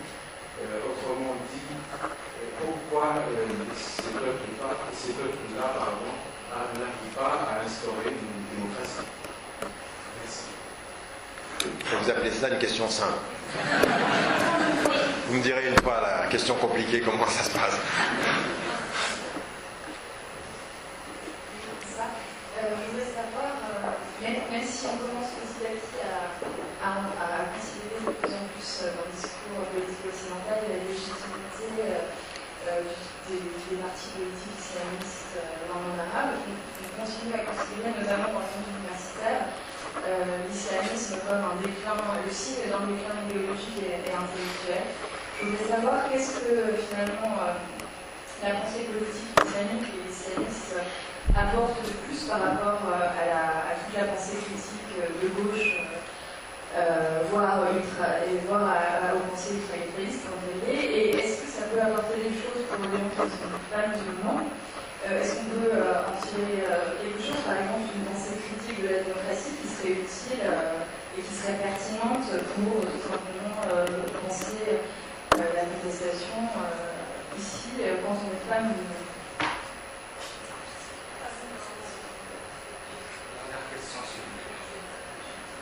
Allez, une dernière. Monsieur Ramadan, vous avez vu sur le déficit. La salle, Une dernière, et après, en fait, il y a une séance d'efficace et Ah, c'est ça, d'accord. encore une dernière.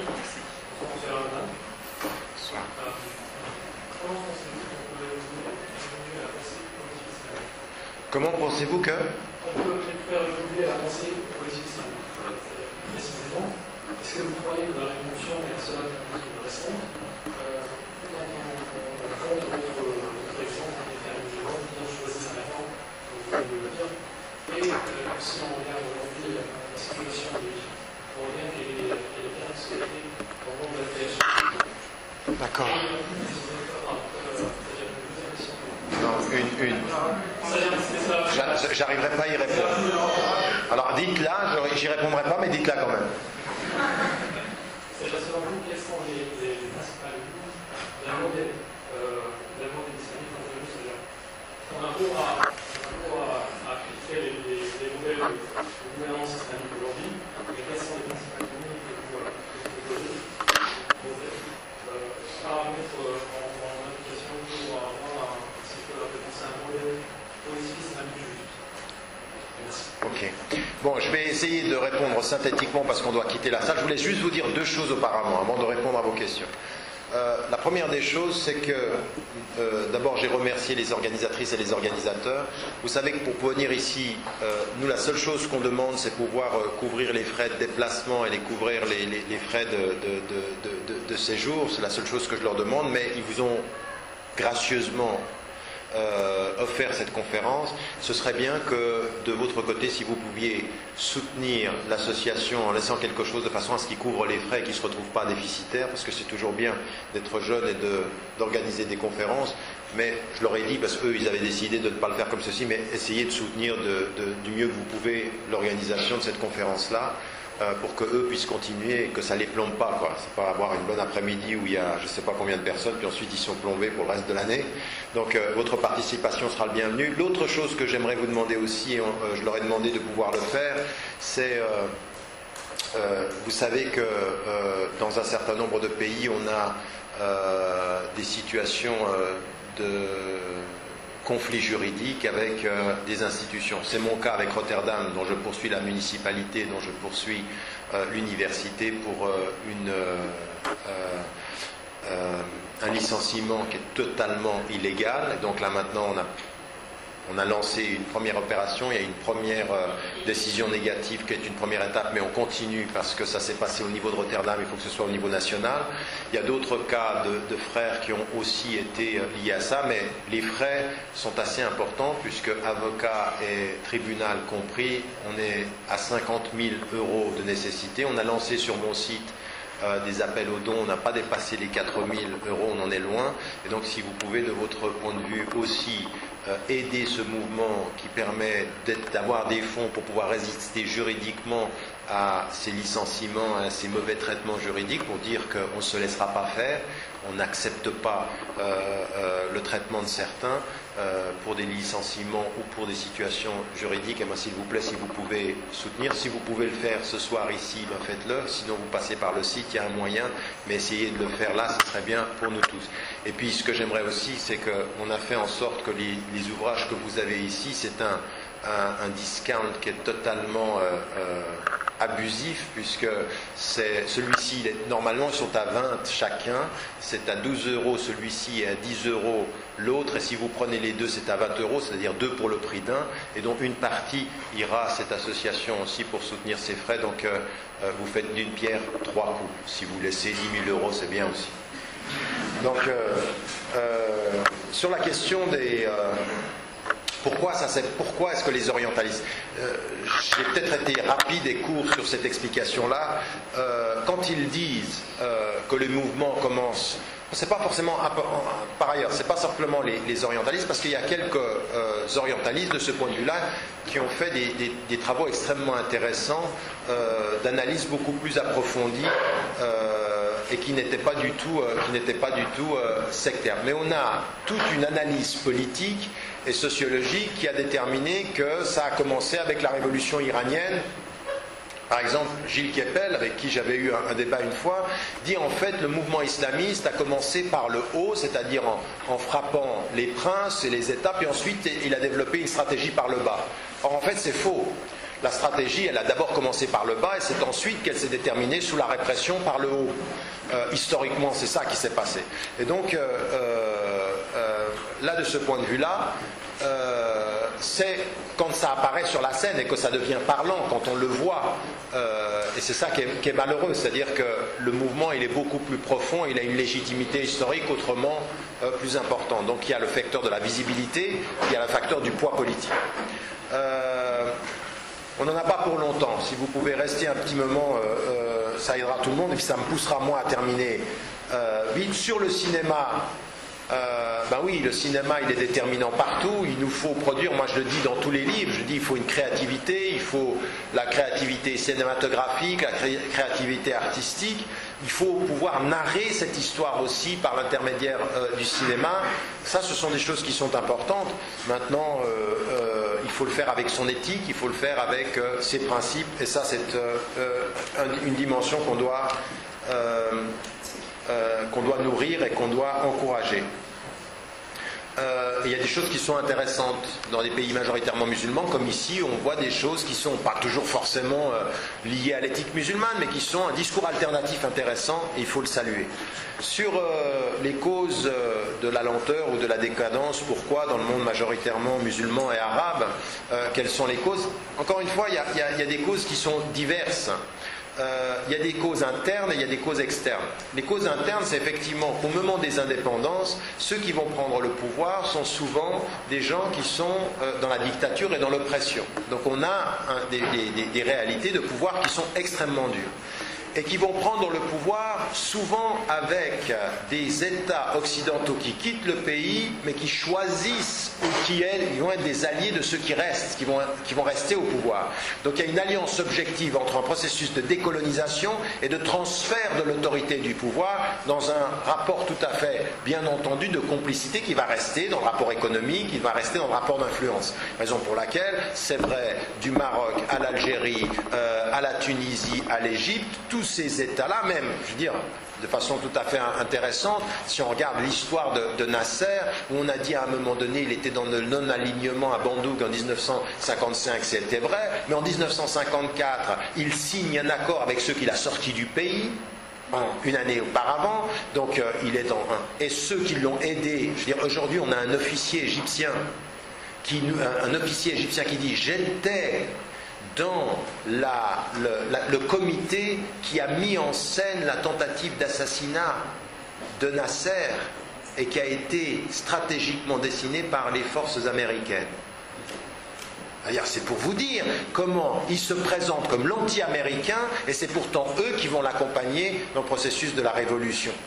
Donc il faut qu'on se rende compte que là il y a des alliances objectives qui sont, des causes internes de corruption, des causes internes de non-transparence, des causes internes d'enfermement, et ensuite aussi des causes externes d'États en Occident qui travaillent avec ces gouvernements-là, non démocratiques, pour des intérêts stratégiques et économiques, bien entendu.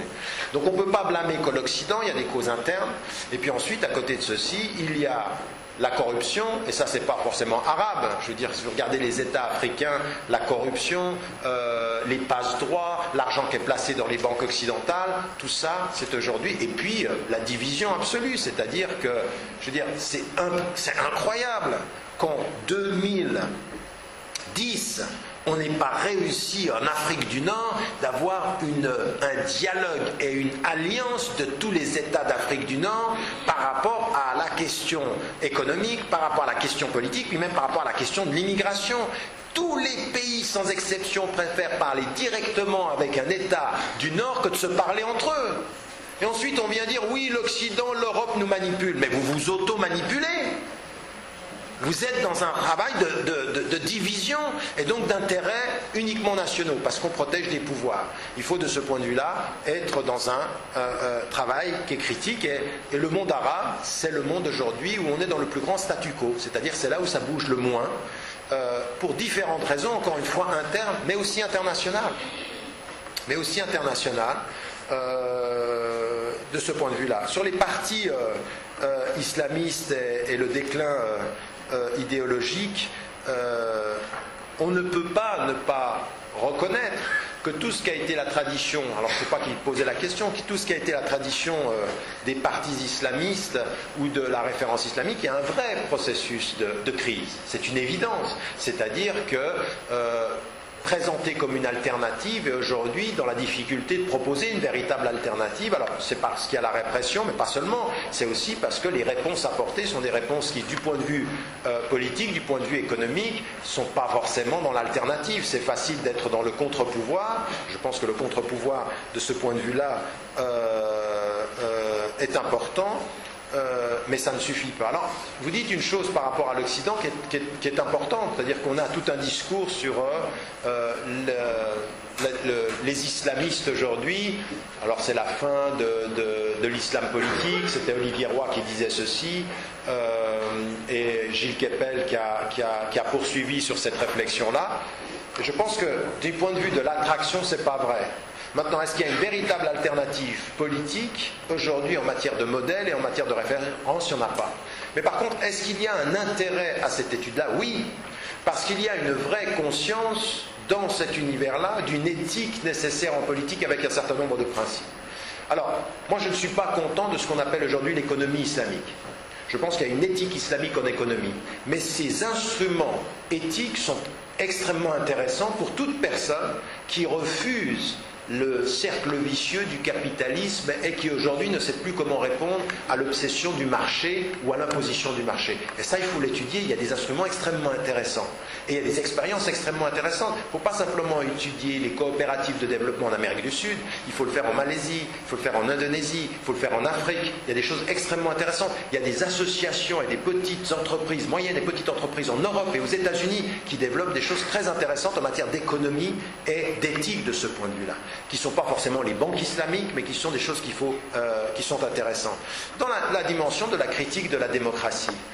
Alors, tous ceux qui sont dans la démarche de la critique de la démocratie devraient pouvoir travailler ensemble, non pas pour dire que c'est un modèle qu'il faut jeter, mais c'est un modèle qui est dans un grand danger aujourd'hui parce que des processus à l'intérieur de distribution nouvelle de pouvoir sont en train de laminer ce qu'est une démocratie. Je veux dire, je ne sais pas si vous suivez ce qui se passe en Italie, mais le Premier ministre détient un tiers des moyens d'expression et des médias. Et ça, c'est dans un processus de démocratique transparent. Alors lui, on le sait, mais quand vous voyez ce qui est en train de se passer en Occident sur la possibilité d'un populisme qui s'appuie sur le cadre, sur les moyens médiatiques, sur ceux qui détiennent les médias, qui en plus de cela, certains de ceux qui détiennent les médias détiennent les armes. C'est-à-dire, c'est les mêmes. Ceux qui t'informent sur l'ennemi, ce sont ceux qui font les armes pour le tuer. Qu'à partir d'un certain moment, dans la démocratie, on ne peut pas se contenter simplement de l'apparence transparente du fait. Il faut aller plus loin que ça, sans dire qu'il y a une censure médiatique, savoir qu'il y a des intérêts bien compris. Et là, d'un point de vue de la pensée musulmane, il y a des éléments qui sont, en termes de référence, qui pourraient être utilisés, mais qui ne sont pas suffisamment élaborés. Moi, dans le livre, parce que vous me demandiez où je me situais, moi, le livre La réforme radicale, où je parle du contre-pouvoir, où je parle de repositionner notre attitude de ce point de vue-là, c'est exactement dans le sens de votre question. C'est de dire, qu'est-ce que l'on peut apporter comme pensée alternative et produire. Et pourquoi aujourd'hui la référence islamique est importante? Pourquoi il faut comprendre que la référence islamique est importante? Et ça, je crois que sur ce point-là, autant j'ai eu des discussions on n'était pas toujours d'accord, mais je pense qu'il faut entendre ce que dit François Burgat. François Burgat dit une chose qui est vraie.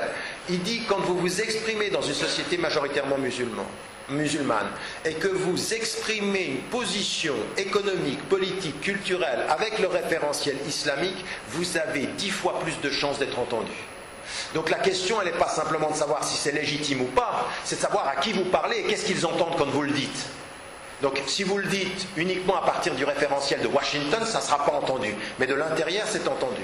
Donc comment on utilise positivement, éthiquement, le référentiel pour développer une attitude qui puisse mener à un vrai mouvement de résistance? Ça, c'est la vraie question dans laquelle je me situe. Mais je vais vous dire une chose, moi je voyage beaucoup en ce moment, et beaucoup dans les sociétés majoritairement musulmanes ou en Afrique. Je peux vous dire que le référentiel, il est attractif. Le problème, c'est que ce qui est produit à partir de ce référentiel est en crise. Donc on ne sait pas très bien. On est dans une situation assez difficile. Et je termine. Est-ce qu'il faut faire évoluer la pensée politique? Alors j'y ai répondu, encore une fois, je n'ai pas le temps ici, mais j'y ai répondu dans le livre La réforme radicale sur la pensée politique. J'y avais répondu dans un autre livre que j'ai écrit il y a plus longtemps et que je suis en train de reprendre pour une nouvelle édition réadaptée qui s'appelle Le face-à-face des civilisations, c'est-à-dire quel projet pour quelle modernité. Je ne suis pas sûr qu'il faille un processus révolutionnaire, mais je suis certain qu'il faut un processus radical. Si vous voyez la différence. C'est-à-dire que aujourd'hui, je pense que ce que produit la pensée musulmane dite réformiste est une pensée de l'adaptation et qui trahit les fondements de ce qu'elle défend. Et je pense que aujourd'hui, même par rapport au modèle turc, Dieu sait si moi je trouve qu'il y a des choses extrêmement intéressantes qui sont dites dans le modèle turc, en matière politique, mais en matière économique. Je veux dire, il y a un vrai problème de ce point de vue-là, de ce qu'on propose comme alternative. Donc moi, je suis plutôt là pour une pensée radicalement non violente, radicalement réformante, mais radicale. C'est-à-dire véritablement de penser que ce modèle-là, il est problématique dans son essence. Et vous savez, même dans le monde musulman, ça me pose des problèmes. J'ai écrit un livre qui s'appelle « Les musulmans d'Occident, l'avenir de l'islam ». En anglais, c'est « Western Muslims and the Future of Islam », dans lequel je critique la soi-disant nouvelle alternative malaisienne de l'économie islamique et de modèle. Et moi, j'appelle ça l'américanisation, quoi. C'est la halalisation de McDonald's. Le livre est interdit là-bas. Le livre est interdit en Malaisie. C'est-à-dire qu'aujourd'hui, dans le monde musulman, dans une société apparemment ouverte, voilà où on en est. Et on annonce que là, on est dans la référence musulmane. Est-ce qu'il y a un modèle islamique? J'ai essayé de dire dans toute la discussion d'aujourd'hui, j'espère, il n'y en a pas. Il n'y a pas de modèle. Et moi, je ne vois pas un seul modèle. Je ne connais aujourd'hui qu'un certain nombre de principes inaliénables. Mais j'ai aucun modèle à proposer. Aucun modèle à proposer, ils sont tous critiquables et on n'a pas de modèle alternatif dont on puisse dire c'est le modèle pour 2010. On n'en a pas. On n'a que des principes et une incapacité aujourd'hui à se sortir de cela et à tirer profit des autres contestations critiques. Des autres contestations critiques qui viennent de la gauche occidentale, mais qu'est-ce qui nous interdit de lire toute cette littérature, de comprendre comment elle s'est positionnée par rapport à un modèle, et puis de pouvoir le contester. C'est vrai, on a François Skella, c'est vrai pour tout le débat écologique, c'est vrai pour toute la gauche, c'est vrai pour tous les rapports de pouvoir. Il faut arrêter de penser qu'il suffit de citer le Coran pour avoir une référence musulmane. Il faut prendre des autres sciences politiques et de la sociologie et des sciences économiques pour pouvoir développer autre chose. Là, de ce point de vue-là, on est extrêmement peu équipé, ou mal équipé, je dirais, pour proposer un modèle. Donc on sait ce qu'on ne veut pas et on est loin de savoir ce qu'on aimerait. Donc c'est un vrai travail de construction. Voilà, merci à vous.